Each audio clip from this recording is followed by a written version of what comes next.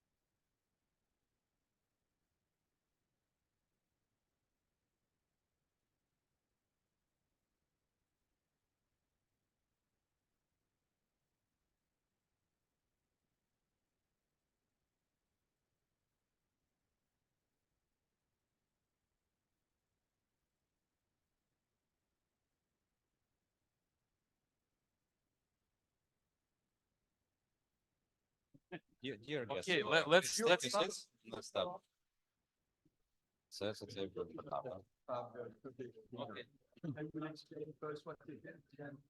I'll run in 40 minutes. You run. we will have. Are you here for my speech, or you run? I don't know because Before. I can give you the next first. meeting. So First I word. give it already. This is what we have made it to.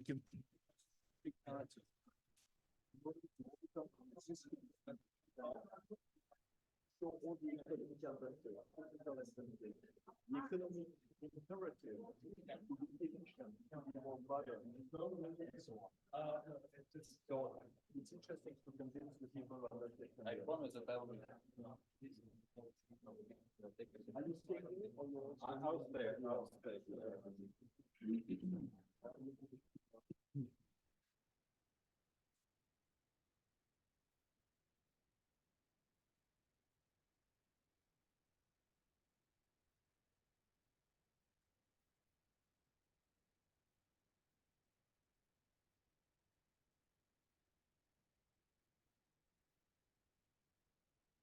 So, our today's panel is dedicated to environmental recovery.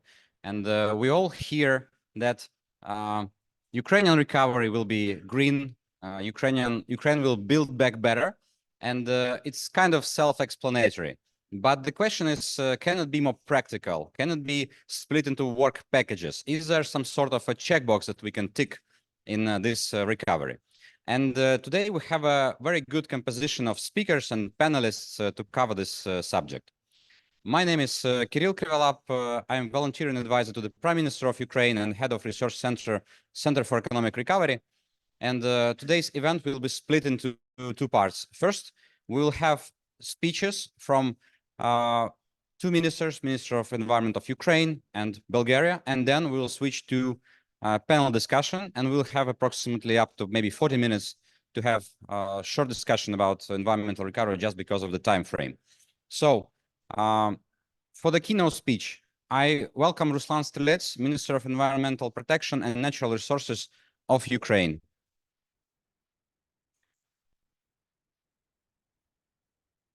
Thank you, Kirill, dear guests. This is my last day on COP28, and I have a very big speech for this panel, for these keynotes. But I would like not to read this speech and just to speak with you. And first of all, I'd like to say that, you know, the difficult situation in Ukraine, and you know that one of the most important tracks for us is the calculation of environmental damage and to find the solution how to bring Russia to accountability and how to restore our wild nature, how to restore our infrastructure with the better way. So I need to say that we have two principles. First principle is build back better and build back greener, build back more environmental. So this is year and a half of this war. We have recorded more than 3,000 cases of environmental crimes, and it cost, according to our methodologies, almost 60 billion US dollars. So it's huge figures. And I just had a meeting with the Minister of Environmental Protection of Azerbaijan, and I was impressed that they have the same track. And Azerbaijan is a much more smaller country than Ukraine, but they have the same problems. And we discussed that we need to combine our activities. So that's why our initiative about environmental declaration and future platform for bringing Russians to accountability is absolutely good, not only for Ukraine and other countries, but but also for Azerbaijan. And I hope that the next COP29, which will be in Baku, will be the COP where we can move forward and make concrete steps how to bring Russians to accountability and how to restore our native country, Ukraine. So I'd like to say that we, with my team, prepared some projects. We have a vision how Ukraine should be in future, what Ukraine we want to see in future. And you have the catalog of some projects where we put into this catalog our project as building the new waste management facilities, some rehabilitation centers for wild animals and other. And I believe that all of you who today came to Ukrainian Pavilion will be the ambassador of this catalog. This is only a small part of our vision, or only a small part of what we want to realize in Ukraine. And this is only a small part of our initiatives. So I believe that we will have a support not only on political level, but also in concrete steps. The day before yesterday, I presented the new climate policy of Ukraine here in our Ukrainian Pavilion, and the climate policy of Ukraine is one of the most important umbrella of restoration of Ukraine and restoration of our position. And I believe that realizing of our climate policy will support us to help our business not to have problems with CBAM. And I understand that we don't have a lot of time. We have just 2024, 2025, 2 years to realize these initiatives with the support of Germany and other partners. So this pavilion is many thanks to government of Germany who help us to have the pavilion. This is the second year of their support for our pavilion, and many thanks to them. And we have opened the climate office in Kyiv, and I hope the climate policy will be the concrete basis for our future projects. So, and one of the things which I want to tell you, this is our peace formula of President Zelensky. this is the main issue which we bring here. And peace formula includes point 8. Point 8 is environmental restoration, demining, and other, and bring Russians to accountability once again. So thanks to Bulgaria for co-chairing the peace formula. Thanks to Finland, thanks to Germany for co-chairing the point 8 of peace formula. And I hope that the peace formula will be the real recipe for all the world to stop the war in Ukraine, to stop all wars in the globe, and to prevent new wars in future. As our president said, helping our country end the war teaches us how to end all wars. So it's his words. And I hope that today's discussion will be resultative. I understand that all propositions, all solutions, what we could hear today will be very useful. So I'll stop. Thank you very much. Welcome once again. And Slava Ukraini, glory to Ukraine.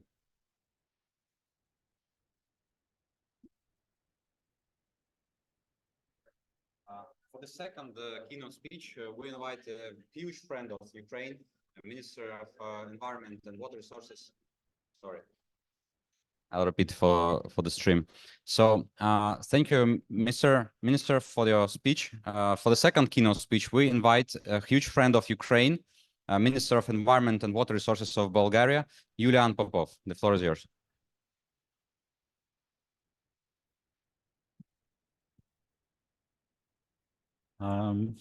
Thank you. Thank you very much for this opportunity, and thank you, Ruslan, for the invitation and for the opportunity. Nature restoration movement. I would call it movement because I hope that it will become a movement of Ukraine, and which is the peace formula point 8. And when we talk about green restoration, people would ask, would ask, well, what exactly you're planning to do? And I was thinking how we should develop the plan. But basically, the plan is here. I mean, it's amazing how active and advanced Ukraine is when it comes to not fighting the war. I mean, this is a determination that everybody sees around the world, but also about the instant recovery. I mean, not letting anything being left in the dust. So the recovery of Ukraine is an ongoing activity almost from day one of the war. So we are very honored to be now part of this movement. And when we talk about the green recovery, there are different dimensions. Yesterday in a discussion which we had together, somebody asked, well, how do you measure exactly green? How green, but not something else? And what I said, well, at the end of the day, green is a metaphor. It's not a measurement. So we can interpret green in different ways. So I will give you just one interpretation, and there could be many others. Of course, the war has inflicted massive damage on Ukrainian biodiversity. So this is something that we have to focus on, we have to think, and we have to think how exactly you restore biodiversity. It's not an easy task. It's not a demolished building that you remove the rubble and then you build it again. So restoration and biodiversity will require quite a lot of not just work, not just physical effort, but also a lot of research. I will call to various movements now around the world for rewilding. Bulgaria is part of the Rewilding Europe movement, and what exactly is the experience of the rewilding movement, I think, should be brought in this effort. And the rewilding movement will learn quite a lot, not just pass its own experience.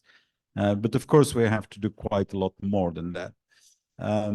We will have to work and think how to mobilize the international effort in restoration of waters, of rivers, and the huge question of what to do with after the demolition of the Nova Kakhovka Dam. I know that there is some strange debate how exactly to do we restore to its initial natural condition, or do we restore to something else?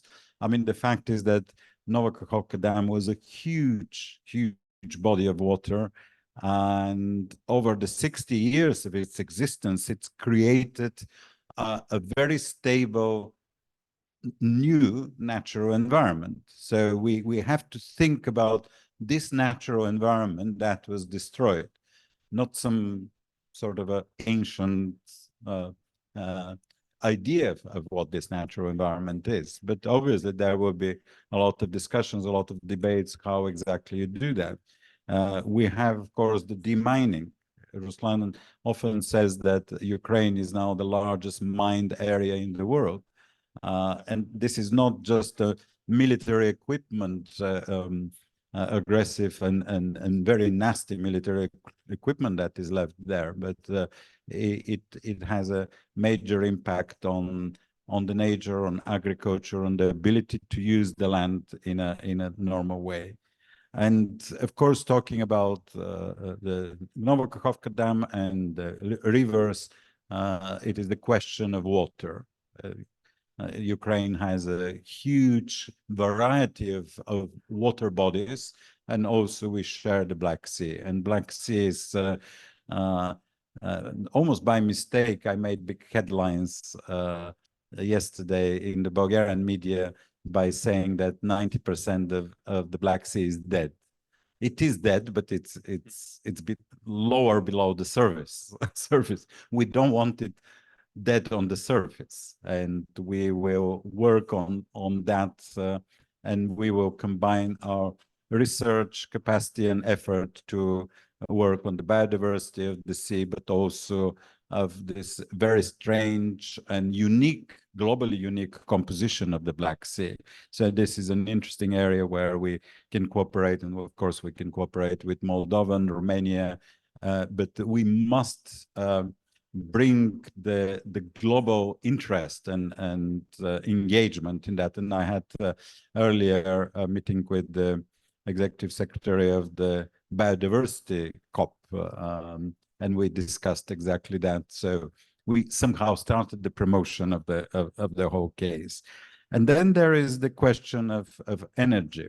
I mean, some energy might not be exactly the nature and the biodiversity side, but we're here at the Global Climate Conference, and the climate conference and COP, we see how closely connected energy and nature and livelihood of people and energy efficiency and our buildings are actually integrated. We live in a very integrated world. The time when you produce energy in one point and then you send it to everybody has gone. Now we have a distributed energy system, we have a different energy model, and this is an energy model that is much greener and getting greener and greener, and it is moving towards net zero. And I have to say, I was very impressed by Ukrainian companies and Ukraine before the war, when Ukraine was setting ambitious levels which were similar to the European Union levels, and sometimes more ambitious even. And very often when somebody would tell me, well, actually we're doing that because Brussels told us. I would always say, well, rubbish. I mean, there are many cases, and Ukraine is a very interesting case, which has a very strong coal sector, but despite of that, it has a very, very ambitious energy and net zero ambition. So all this kind of group of areas will we want to put somehow in a group of subjects and call green transition and work on that. And it's very important to engage all the European ministers inside the EU, but also outside the EU, the Western Balkans, but also countries like Switzerland and countries like Norway. There are European countries, not members of the EU, but they are champions of green transition, of course, but also countries around the world.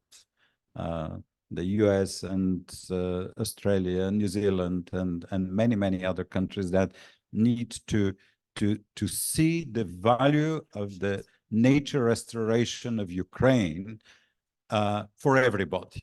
It is something that is really, I mean, nature is not just a national asset, it's a global asset.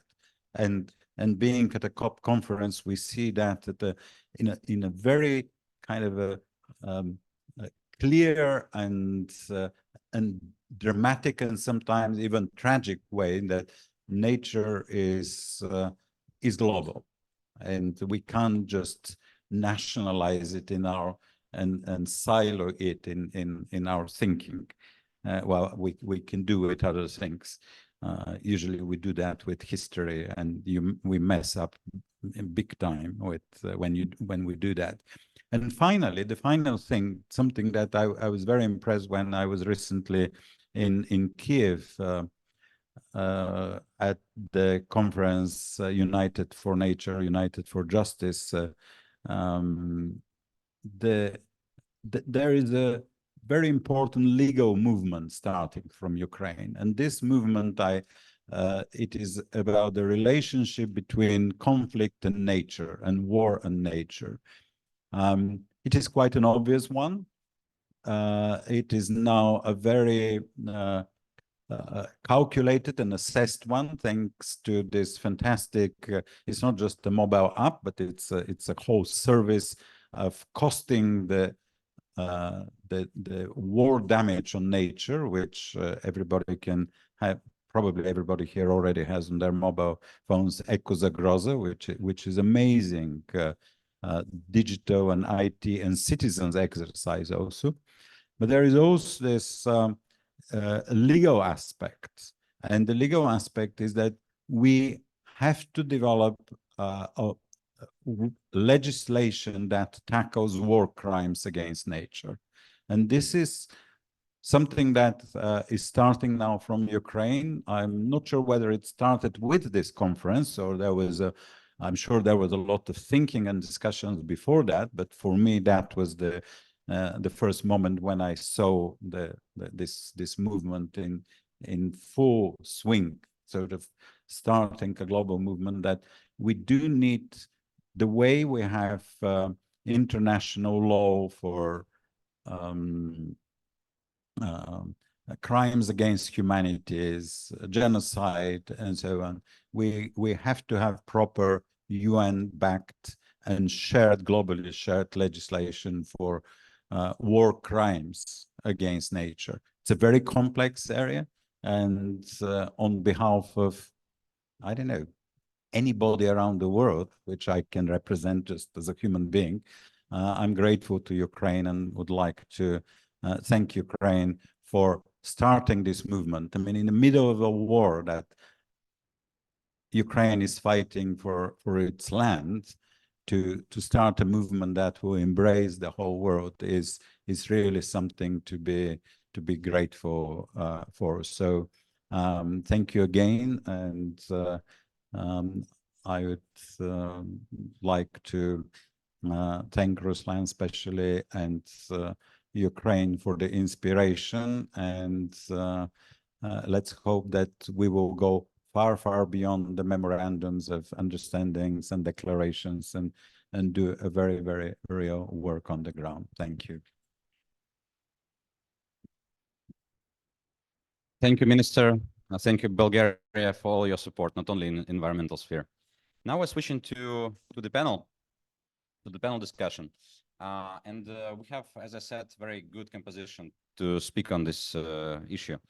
So together with us, just for the protocol, I will introduce Bernard Picard, the chairman of the Solar Impulse Foundation.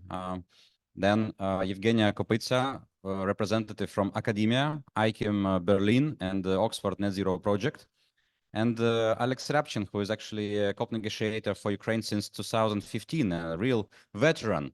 I believe if you were like a war veteran, you would already be without like one hand, a leg, etc. So all covered with scars. So 8 COPs already on your account. So just to launch the discussion and provide with some food for thoughts, I will show just a couple of slides from Lugano conference, which were prepared for Lugano. And then I will ask you if it's still relevant, can it be the actionable framework for green recovery? So next slide, please. So when the government of Ukraine was thinking about the overall architecture for recovery, the idea was that we indeed need to focus on vision and plan. At some extent, it was produced in a recovery plan we introduced in Lugano, but this is kind of a live process. A lot of depends on security guarantees, a lot of depends on the military action. So we cannot say that we have one fixed plan already. Ukraine facility plan, at some extent, gives some insights on the future development for upcoming 4 years. The next block would be people and institutions. And Ukraine created a lot of different bodies, bilateral, multilateral bodies to have these negotiations and to be ready for recovery. Dream Project and others like that. And financing. And we have a bit of struggle with that due to situation in US, but EU is keep pushing forward and hopefully everything will be good with financing. Next slide.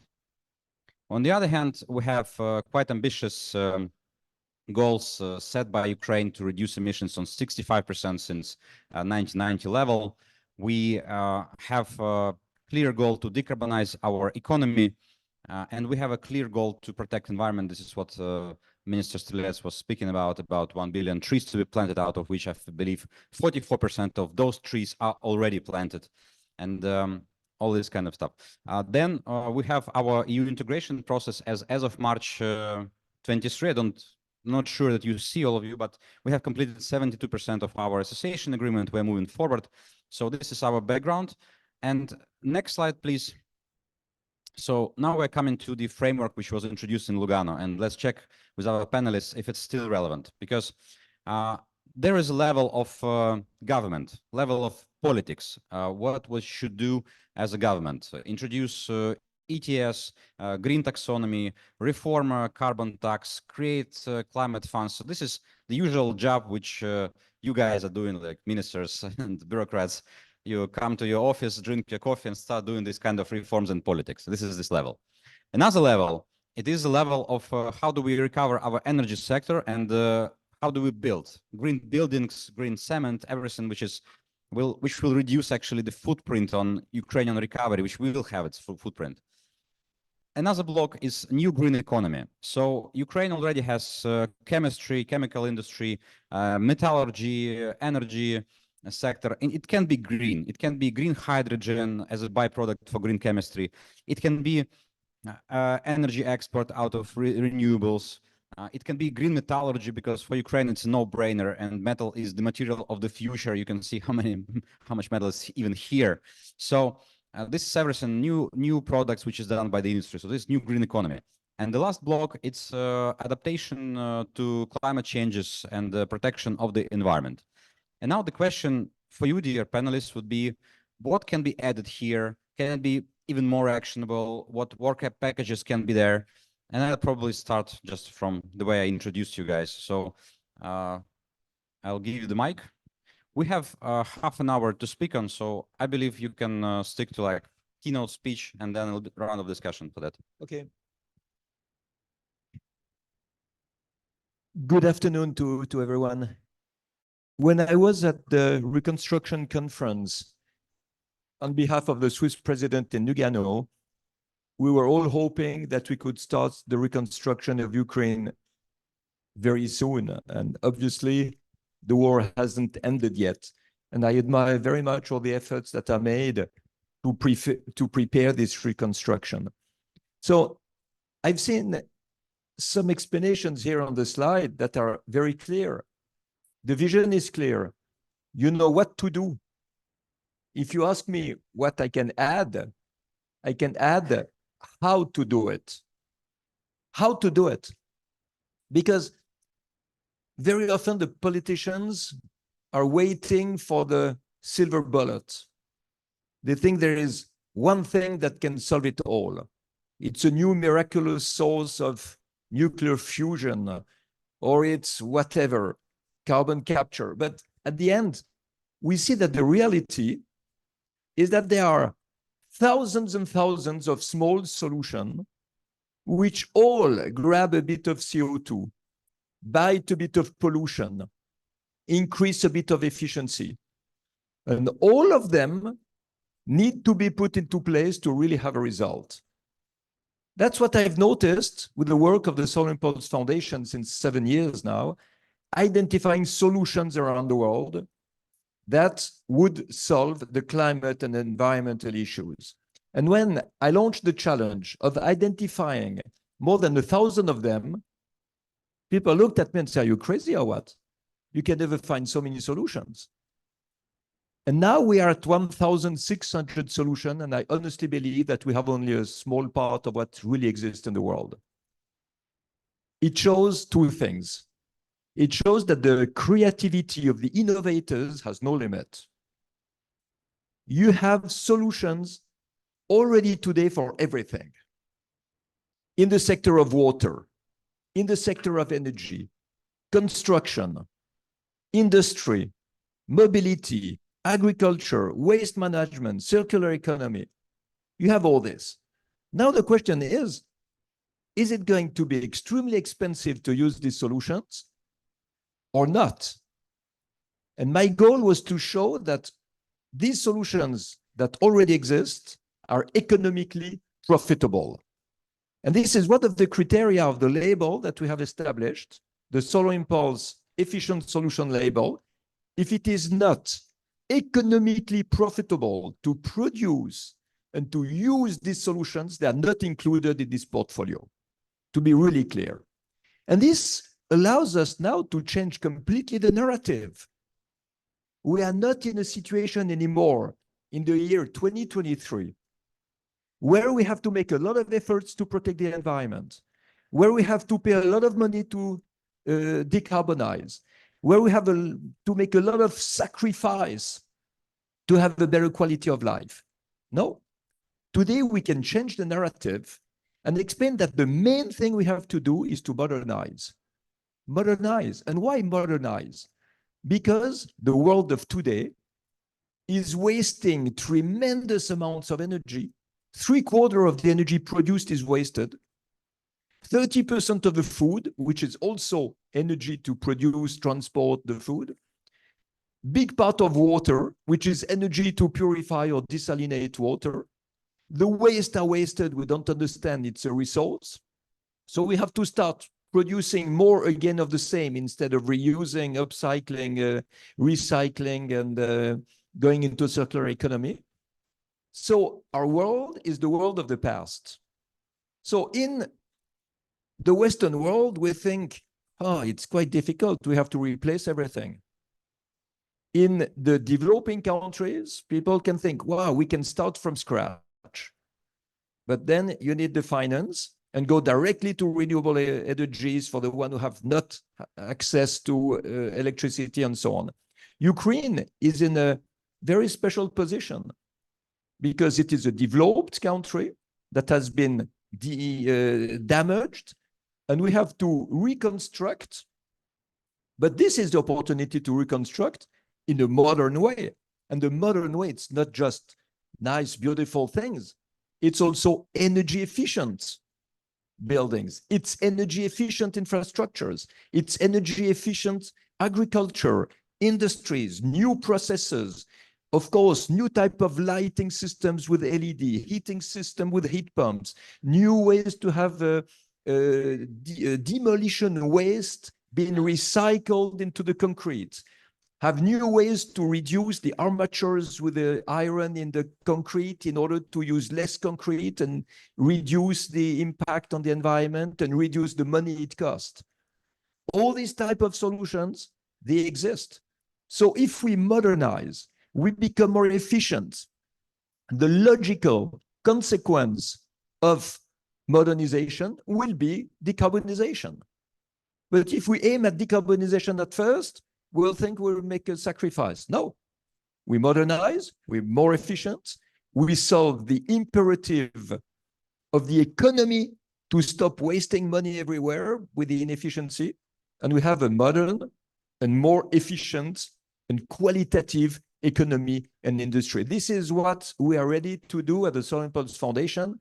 We are non-for-profit, so all the solutions we have can be used straight away. We can be advisors to the people who need to use them.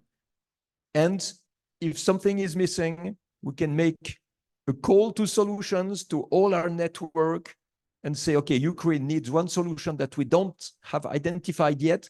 Can you help? And I tell you that all the members of the World Alliance for Efficient Solutions will run everywhere in order to find a solution that's missing for Ukraine. So this is a participation that we can do. And this is a long answer to your question. What can we add to the excellent document that you have produced? We can add the solutions to reach the goals that you have set. Thank you. Thank you very much, Bertrand. I even forgot that I'm a moderator. I was just enjoying the speech, and I think it's worth a separate post for the minister with these insights. And I only hope that a lot of our international partners will share this opinion, that this is a primary opportunity, this is a great innovation field to be in. So now, switching to academia. You actually usually know how to do everything right, academically right. So now the question would be, what would you add into this actionable framework? And I'll even give you a mic. Should I stand? Should I sit? I'm born in Depends academia. on your mood. You can sit, you can walk. We have Okay. a democratic. Okay, I would rather sit. And can I please ask you to show the previous slide? Can we wanna- switch the maybe the last one with the framework? Yeah, This exactly. So first and foremost, it's like a great pleasure to represent boring academia. So those people who tend to appear, like in the room and nobody's listening to them because like there are two types of people, like incredibly boring scientists, but they are crazy and everybody loves them, and academia, nobody do. So nobody does. And it's actually a great honor to be after your speech because you have been so much inspirational. And I was like planning to talk these boring things also, but I will talk boring things also, because can you see, it's a very great elaborated plan that has highlighted 3 different structures, and that it's about the economy, it's about preservation of environment, and it's about building clean energy and green buildings.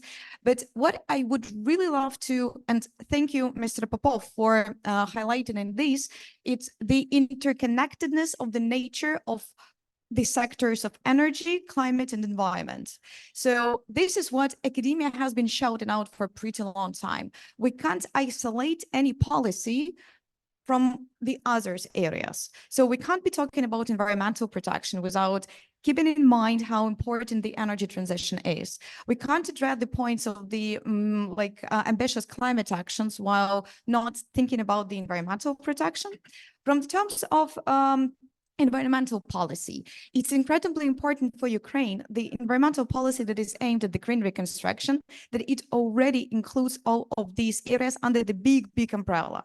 So something that we have been noticing the other days is that we have so many solutions, and you were talking about that, right? So we have so many solutions, we have so many projects, we have so many incredible expertise that have been aimed to facilitate Ukrainian green recovery, but we really lack robust and comprehensive approach. So what we really need, we need to have clear definitions and clear understanding where we're going.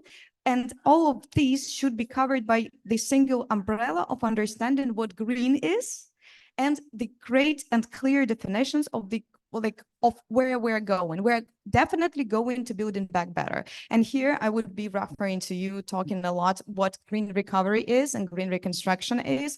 We need legal I'm like from an academia and from the legal point of view, we need clear legal definitions, which Ukraine currently actually pretty much missing. So we need the clear definitions that would give the legal grounds for us to move and to ensure that this building back better is really building back better. Indicators to track the progress. Of course, and indicators to track the progress. The point which I have been always noticing when you are going through, this long text of the legal documents, that even definitions differ. And according to the analytical report that was provided by the European Commission, the environmental area of Ukraine got 1 out of 5. So our environmental performance was pretty poor. And the reason why it was poor, one, bad, 1 out of 5 for the 2021, But the point is that, what we really miss, so we did a really great legislative job, we did implement, but the problem was the enforcement. And the enforcement, the problem with the issues with the enforcement was lying in the sphere that we couldn't adapt the proper definition aligned with the European and international standards. So we really need to develop the clear understanding what is what, because back then we were implementing the directive on the environmental liability, and what really Ukraine missed, it's the clear understanding what environmental liability should be like in accordance with the European Union standards. So what I'm actually advocating for, what I'm calling for, with this chaos of all of legislative attempts, legislative attempts to align with the European Union legislation, with looking for the best available solutions out of 1,000, we need to have the clear vision what is what. So clear definitions of what green recovery is, green reconstruction is, and to embed it into the law, because I'm the boring lawyer, unfortunately, and I need clear definitions. And what we really lack these days in this chaotic world, the clear understanding of what is what. So maybe you would comment on that. Please give your suggestions of what green recovery is, because you like talking about that. So Yeah, let's switch to Alex naturally, organically. Sustainably. Yeah, sustainably. Yes, thank you very much. I will be something in the middle between the motivating scientist and boring scientist. I did the research also. I also a scientist, by the way. I wrote my PhD in Ukraine, now my doctorate student, and we wrote a research with the Kyiv School of Economics and United UNDP, and we tried to understand what green recovery is. So I will show several slides. It's yet a teaser, so we're finalizing the whole of research, and it comes from my understanding of what does it mean, the green recovery? Because we find out, and this is what my question was to you, Mr. Yulian Popov, yesterday in our speech, what for you is a green recovery? Because I read all the document about the green recovery in Ukraine, and we found, I don't have this slide yet, but we find more than 15 definition of everybody is trying to do this, build back better, build back greener, build back sustainable recovery, sustainable climate nature, climate positive, Marshall Plan, whatever. So huge amount of definition from best worldwide scientists and Ukrainian one, and from different organizations use different terminology. And we were are we on the same page, we in Ukraine, with with what has been proposed? Because European Union is not using build back better term, and our prime minister and president use the build back better. You have EU taxonomy, you have Green Deal, Next Generation EU, where you have 30% of recovery needs to be green. And if you tell build back better in the US, some of the Republicans will never understand it, because build back better is something that is associated with the Democratic Party. So the definition, I completely agree with my Borin friend. It's really important. And what next we did, we tried to analyze and what our government is communicating according to the green recovery, because if the minister will never communicate something that is not exist, because the communication, when it comes through, from the state expert to the director general to the deputy minister to the minister, it's filtrated to many stages, and then the patronat service of the minister and the communication specialist said you should say this or not. So the communication is really interesting one to see. And next slide, please. Next.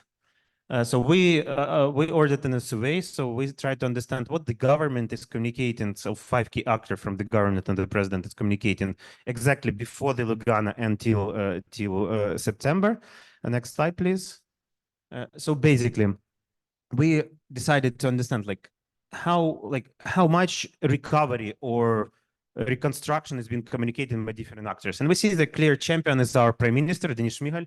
He communicates huge amount of recovery, like almost every single day he communicates the recovery. He gives like a kind of an active framework and one voice policy. And you see that the Prime Minister communicates and then it resonates through all of the members of the Cabinet of Ministers. We discovered the communication of our president. So he uses the recovery communication in almost every single day. He has his own kind of evening communication, and he communicates it a lot. If he say about green, he not communicate a lot of green recovery every single day, but he said it like when he addresses, I don't know, Lugana conference and London conference, or when he speak with the investors, that like he showed the direction. So the president showed the vision, and like several times he communicated some concrete steps when he addresses to Verkhovna Rada. He said about green industries, critical raw material, environmental damage. For him, is very important decentralization of energy, etc., etc. And then we see third person is our vice prime minister responsible for the recovery, energy minister, and Ruslan Strelets, who is environment minister. But then we decided to see like how much from this recovery, when people say recovery, there are green recovery. And by green, we added like 20 different green words, as you said: environment, sustainable development, I don't know, like hydrogen, renewables, like whatever. And we have, next slide, have the following picture. So we have two ministers who are the champions, like Minister of Energy and Minister of Environment Protection. So they are the champions of the green recovery. Prime Minister on the third page, and like what is interesting, the person responsible for the recovery, Vice Prime Minister, like dedicated for the recovery, he is not like he's doing a lot on green recovery, but he's not communicating it. So what I see here, and like if next slide, please. Just to keep it briefly, we see that the Minister of Energy and Minister of Environment, they communicate a lot of green recovery, and the rest are like not so, like whether it's good or bad. It is just like a framework that like currently our government is concentrated on the fast recovery, on a military recovery, on a recovery from, something is being damaged and it needs to be recovered as soon as possible. So like nobody should forget that we are in the hot stage of war, and like if to choose between, I don't know, like diesel generator and solar panel, people will choose diesel generator because they need to survive. If to choose about, I don't know, like fast recovery and green recovery to return to their home, people would choose fast recovery during that time. So this just shows that it's a very hot stage of war, and it's difficult to communicate something that has been already completed regarding the green recovery. But very interesting that two ministers has huge amount of the policy agenda, as we analyze already. They are doing integration. They are doing a lot of EU acquis, and they are doing it during the war, and they are communicating it, like especially during the war, like which shows that we are on a track to align with the EU, like even better with some of the countries that do not have war in their land, fortunately. Next slide, please. And next, I will skip for, this one. I've been asked lots of times, like when you're analyzing the green recovery, like, can you propose something your own way? Like what is Ukrainian green recovery? But like what I see, and like what Kirill is like, I would praise the moderator, like perfectly did the job for the Lugana. Like we have a plan, we presented in Lugana. Then we amended and showed something, in London conference. So Ukraine has a vision, but we cannot start it because we have like hot stage of the war. But we are like moving towards different, like we created the energy support fund, and it's together with the EU Commission, it finances the fast recovery, but also it finances, for example, gas generation that will substitute the coal, and it will be good for the renewable sector. So we will be balancing our renewable with fossil fuel, yes, but it's less, emission that the coal, and this is kind of the solution. We created a ministry for reconstruction, so it was a deliberate case. we have a peace formula of a president. And like the Ministry of Reconstruction, they have really interesting stuff. This methodology of prioritization of project and this one. So they are including, like if you have a project for the recovery and you're applying for the EU money, like if you have like environmental impact better than other, like potential contribution to mitigation of climate change effect, adaptation and resilience to climate change. If you have this, you will receive money, you know, you'll have more chances of receiving money than the projects that do not have this stuff. So we are like building this this initiative. We adopted the preliminary Ukraine facility plan with the green transition. We will continue working on this and present it with the hope after the decision of the council. And the very last slide, please. And the next one. Like I have only one recommendation for the government. We have a EU taxonomy. We have a lot of indicators to, you know, like, and everybody has their own kind of SDGs, like whatever. But like, if currently in this stage of recovery, we would focus on like just 5, like we can add, but like if like the project that are doing, you know, like can show and prove the decreasement of CO2, the reduced power consumption, the share of renewable in this project, or the share of green expenditures in the budget, or and also like it's not only about climate and energy, but about biodiversity, reduced emission to water resources, high resource efficiency, and many other. It will help our partners to prove that their money was spent on green. It will help our partners to justify the spending, because here at COP, a lot of developed nations are fighting for the resources because they have floods, they have lots of problems, and like our partners from the United Nations, from the European Union, from the US, need to justify that their spending on Ukraine is green, and don't forget that we are competing for this money with a lot of the world. Of course, we are counting on $300 billion that are being frozen by the Russian assets, and this is the lion's share of these resources that we are willing to spend. But this needs to be proven as green and clean. Thank you very much. Thank you, Alex. So, dear guests, you can see that in a quite compact package, we have all the facets of Ukrainian recovery. Vision from the politicians, vision from innovators, academia, civil society, and it's actually great. Maybe we have comments from the room, or comments or questions from the room. We can give a microphone if somebody wants to come. It's okay. It's okay. It means that you have a comment. Sure. Oh, maybe this comment would go to Alex. I like questioning Alex. Okay, the point is actually, well, I was trying to elaborate on like what Borin's scholars and legal experts would like to have. In Oxford University, we conducted the research that was analyzing actually the recovery plan that was presented in Lugana.